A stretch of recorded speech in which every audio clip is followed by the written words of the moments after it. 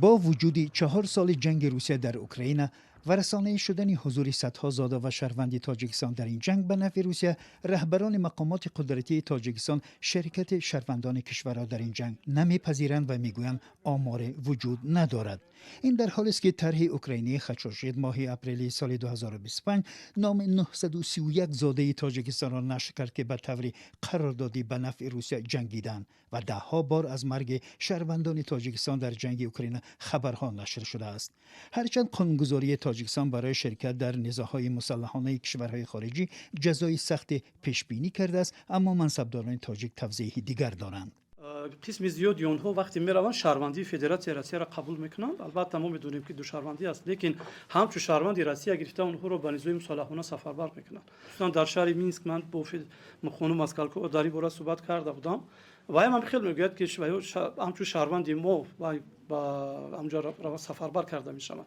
اون شهروندی که شهروندی روسیه را ندارد، شهروندی ما هست و میرود، این جنایت است. از آغاز این جنگ دهها خبر و گزارش‌ها و عکس و ویدیوها درباره شرکت، اسارت و کشته شدن تاجیکان در رسانه‌های گوناگون به نشر رسید. شبنم آدینه‌زاده ساکن دهه کاسه‌تراش شهر پنجکین ماه دکبر سال 2025 در صحبت با رادیو آزادی گفت که برادر 25 سالش لایق آدینه‌زاده آخر سال 2023 از طرف روسیه به جنگ ضد اوکراین برده شد و از آن زمان بی‌درک است. از آن پیش موجود دولت و ساکن ناحیه رودکی به رادیو آزادی گفته بود که پسرش شریف بیگ زلفقاروف ماه اکتبر سال 2022 از زندان به جنگ در اوکراین برده شد. از آن زمان تا حالا هیچ تماس یا خبری از او ندارند. دادستانی کلی تاجیکستان اقرار می شود که تا کنون هیچ پرونده در این زمینه باز نشده است. معلومات دقیق نیستند، گرچند مراجعات ها هم باشند، بعضا مراجعات قطعی خودی ما به جانب روسیه مکتوب میفرستانیم که مثلا خش تبار شهروند مراجعات کرده است که او رو حل نبردن مجبور میکنند یا رفته در محاربه اشتراک کند. وقتی که ما درخواست میکنند یا این حالت ها تصدیق نمیشود یا همین حالت همین خود شهروند در از حدود این دولت برآمدگی است، میخواد جواب است.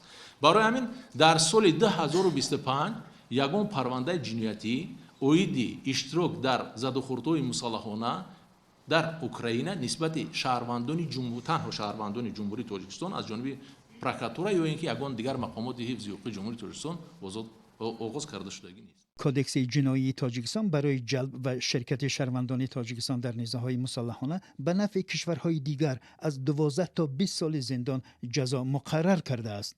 اما وزیر کارهای داخلی تاجیکستان میگوید آنها در این زمینه هیچ مسئولیتی ندارند. در جنگ اوکراین شهروندان چقدر جنگ کردیسن نکردیسن این ما یگام ثبوت هم نمیبریم، یگام عهده‌داری هم نداریم در این مسئله. دیگه مثلا یگام نفر برای اشتراک در جنگ اوکراین به جایگاه جنایتی کشیدن نشده. شهروندان تاجیکستان بیشتر از محبس‌های روسیه با شرط آزاد شدن از ادامه ادای جزا و دریافت شهروندی این کشور برده می‌شوند. همچنین صدها مهاجر تاجیک شکایت دارند که پس از صدور کمترین قانون ویرانکنی در حال از سوی مقامات قدرتی روسیه پیشنهاد جنگ در اوکراین به آنها کرده می‌شوند.